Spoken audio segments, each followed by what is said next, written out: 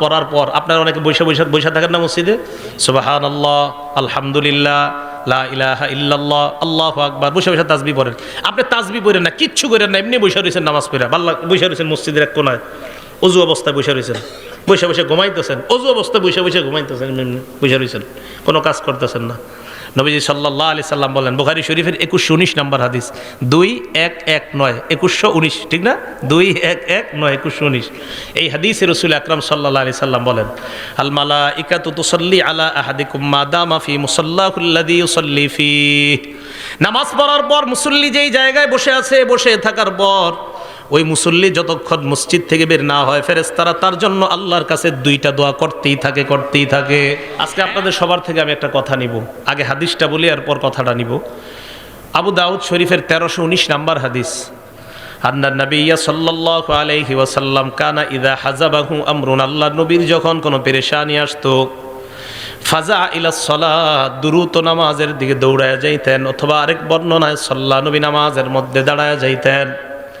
হাদিসের মাধ্যমে আমরা ঔষধ শিখতে পারলাম, যখনই আমাদের কোনো পেরেশানি আছে, প্রথমে কোনো আলেমকে বলবো না, ইমামকে বলবো না, খতিবকে বলবো না, মাকে বলবো না, বাবাকে বলবো না, পীর সাহেবকে বলবো না। পেরেশানি আসছে, আমার নবী সর্বপ্রথম নামাজে দাঁড়াইছে। আমাদের প্রথম কাজ পেরেশানি আসার পর কি করা?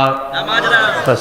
এরপর বলেন নামাজ আগে পড়েন 2 রাকাত নফল, অথবা যত রাকাত পারেন পড়েন, পড়ে আল্লাহরে বলার পর ইমাম সাহেবরে বলেন, খতিব সাহেবরে বলেন, মারে বলেন, বাবারে বলেন, প্রথমে বিষয়টা আল্লাহর সাথে শেয়ার করেন। সুবহানাল্লাহ, এটা আমাদের নবীজি আমাদেরকে শিখিয়ে দিয়েছেন।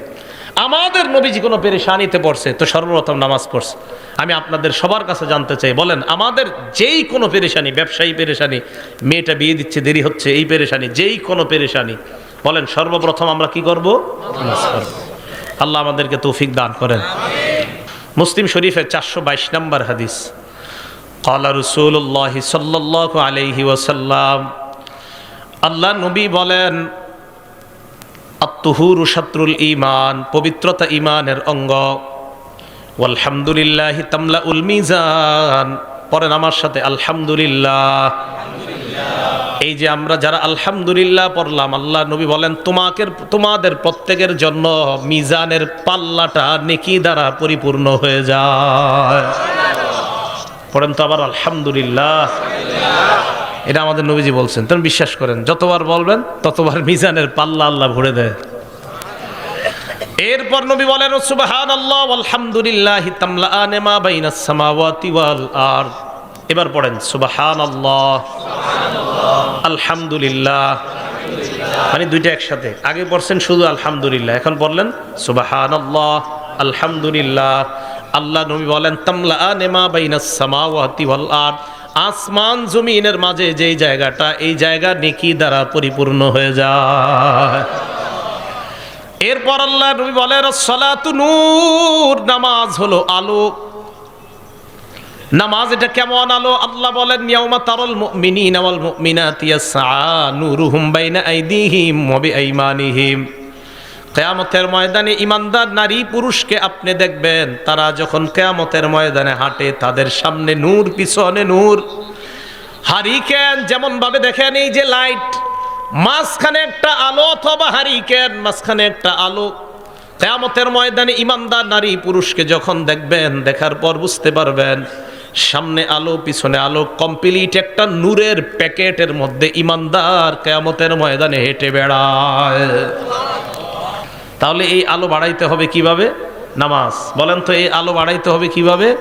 নামাজ। পড়ব তো নামাজ ইনশাআল্লাহ। আল্লাহ আমাদের সকলকে নামাজের মাধ্যমে আলোকিত জীবন গড়ার তৌফিক দান করেন। একটা কিতাব আছে নাম মুসনাদ আহমদ, হাদিসের কিতাব, 10 নম্বর খণ্ড, 83 নম্বর পৃষ্ঠা। নবীজি 5 ওয়াক্ত নামাজের কথা আলোচনা করে বলেন, মান হাফাযা আলাইহা, যারা 5 ওয়াক্ত নামাজ নিয়মিত আদায় করবে। বলেন কয় ওয়াক্ত? ফজর সহ না ফজর ছাড়া?